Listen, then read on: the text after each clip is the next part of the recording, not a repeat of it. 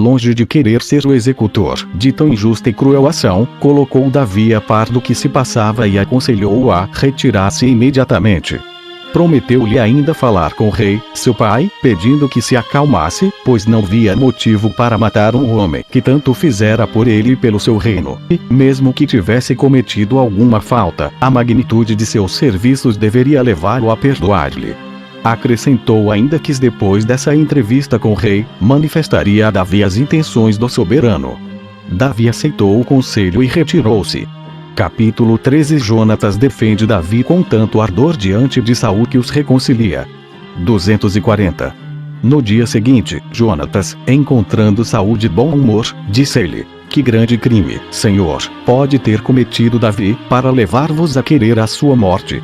Ele, que vos prestou tão assinalados serviços, que vos vingou dos filisteus, que lhes abateu o orgulho, que ergueu o nome de nossa nação, que fez cessar a vergonha que sofríamos há 40 dias, quando ainda não havíamos encontrado quem se atrevesse a combater o gigante, o qual ele tão gloriosamente prostrou por terra. Ele, a quem concedestes a honra de dar a vossa filha em casamento, para o qual, a fim de tornar-se digno dela, vos trouxe o dobro de prepúcios de filisteus que lhe havia expedido.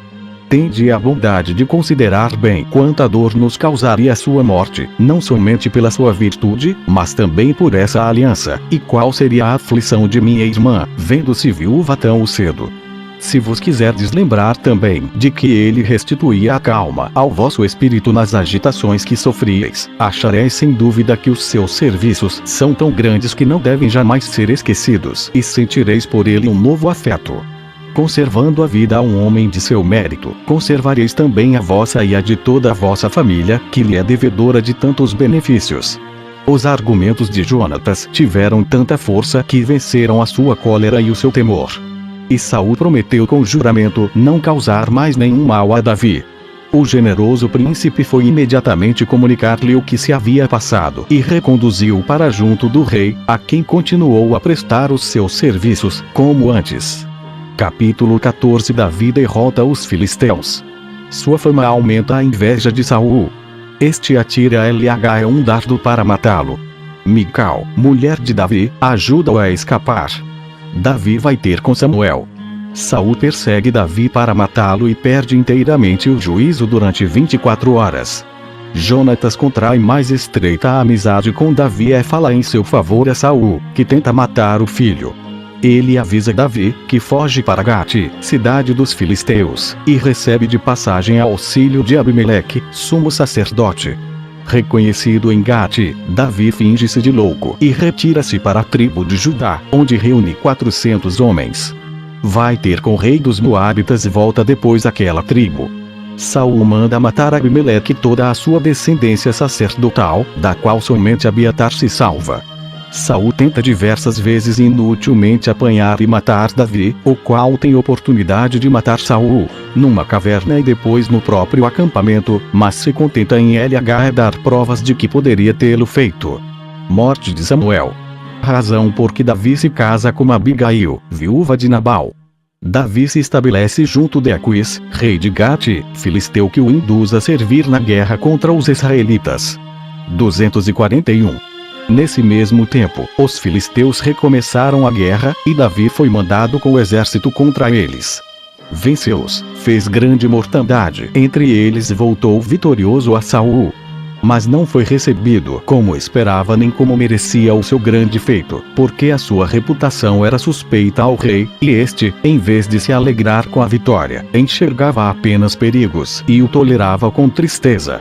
Um dia, quando aqueles acessos com que o demônio o atormentava se mostravam mais violentos, ele ordenou a Davi que entoasse um cântico e tocasse harpa. Ele obedeceu, mas Saul, que tinha nas mãos um dardo, atirou contra ele com toda a força, e tê-lo-ia matado se ele não se desviasse do golpe. Fugiu então Davi para sua casa, e de lá não saiu mais o resto do dia. Chegando à noite, Saul enviou guardas para cercar a casa, a fim de que ele não pudesse escapar, porque desejava julgar Davi e condená-lo à morte. Mical, mulher de Davi, soube de tudo, e como o seu amor por um marido de tal mérito tê-la ia feito preferir a morte à dor de perdê-lo, correu logo a avisá-lo. Se o sol ao despertar vos encontrar ainda aqui, não mais vos tornarei a ver com vida. Fugi, enquanto a noite vô-lo permite. Rogo a Deus de todo o meu coração que a faça ainda mais longa que de ordinário, para que vos seja mais favorável, pois o rei resolveu mandar matar-vos e a não diferir mais esse cruel intento. Depois de assim falar, ela amarrou uma corda à janela e o desceu para fora. Arrumou então o seu leito como para um enfermo e pôs deitada debaixo das cobertas uma estátua. Colocou-lhe na cabeça um tecido de pelos de cabra e o cobriu com um manto. Ao despontar do dia, Saul mandou os homens prenderem Davi. Mical disse-lhe que ele estivera doente durante toda a noite. Assim, eles não duvidaram de que Davi estivesse enfermo naquele leito. Foram dizê-lo ao rei, e este ordenou-lhes que o trouxessem de qualquer modo, para o matar. Voltaram imediatamente, levantaram as cobertas e viram que a princesa os havia enganado. Saul fez graves censuras à filha por ter salvo um inimigo. Ela desculpou-se, dizendo que ele ameaçara matá-la se deixasse de ajudá-lo em tal contingência, e assim fora obrigada a fazê-lo.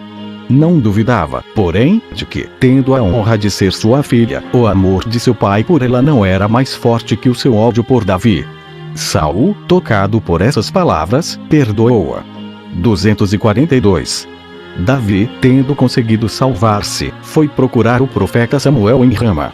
Contou-lhe como Saul tentava sempre tirar-lhe a vida e que por bem pouco quase o matara atirando-lhe um dardo. Disse-lhe que, embora nunca tivesse feito algo que desagradasse a Saul, mas, ao contrário, com o auxílio contínuo de Deus, sempre o servira com muito proveito em todas as suas guerras, o bastante para conquistar-lhe a estima, conseguira apenas granjear-lhe o ódio e a inveja.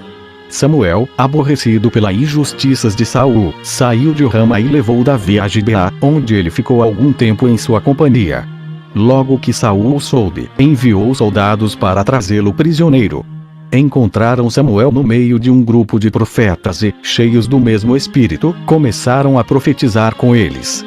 Saul mandou ainda outros com a mesma ordem, e aconteceu-lhes a mesma coisa. Mandou ainda outros, e eles também profetizaram. Isso o deixou tão encolerizado que resolveu buscá-lo em pessoa, mas ainda não se achava próximo de Samuel o suficiente para ser percebido, quando o profeta fez com que ele também profetizasse. E, estando já perto de Samuel, perdeu completamente o juízo, despiu-se diante dele e de Davi e passou assim o resto do dia e toda a noite. 243. 1 Samuel 20. Davi foi em seguida procurar Jonatas para queixar-se de que, apesar de nunca ter dado ao rei motivo para a insatisfação, este continuava a tentar por todos os meios tirar-lhe a vida. Jonatas rogou-lhe que tirasse aquela ideia da cabeça e não prestasse fé aos que faziam semelhantes declarações, mas confiasse em sua palavra. O rei, seu pai, não tinha aquela intenção. Se a tivesse, tê-la-ia comunicado a ele, Jonatas, pois nada fazia sem falar com ele e assim não deixaria de avisá-lo. Davi, no entanto, afirmou com juramento que aquilo que se dizia era verdade. Rogou-lhe que o não pusesse em dúvida e pensasse antes em salvar-lhe a vida, acreditando no que ele lhe dizia em vez de esperar que a sua morte lhe causasse tristeza e remorso por não ter nele acreditado. Acrescentou que ele se devia admirar de que o rei, seu pai, conhecedor da estreita amizade entre ambos, nada lhe houvesse dito de suas intenções. Essas palavras persuadiram Jonatas e, muito triste, pediu a Davi que lhe dissesse em que poderia ajudá-lo. Respondeu-lhe Davi: na certeza de que nada há que eu não possa esperar de vossa amizade, eis o que me vem à mente. Como amanhã é a primeira lua e o rei oferece nesse dia um grande banquete, ao qual eu costumava estar presente, é esperar-vos-ei fora da cidade, se vos aprouver, sem que ninguém o saiba. Quando o rei perguntar onde eu estou, far-me-eis o favor de responder-lhe que fui a Belém assistir à festa de minha tribo, depois de vos ter pedido licença. Se o rei disser, como costumam fazer as boas pessoas, desejo-lhe boa viagem, será sinal de que não nutre má vontade contra mim. Mas se ele responder de outro modo, será prova do contrário, e far-me-eis o favor de me avisar. Esse favor, na infelicidade em que me encontro, será digno de vossa generosidade e da amizade que tão solenemente me prometestes. Se achardes que não a mereço e julgais que ofendi o rei, não espereis que ele me faça morrer. Antecipai-vos, tirando-me a vida.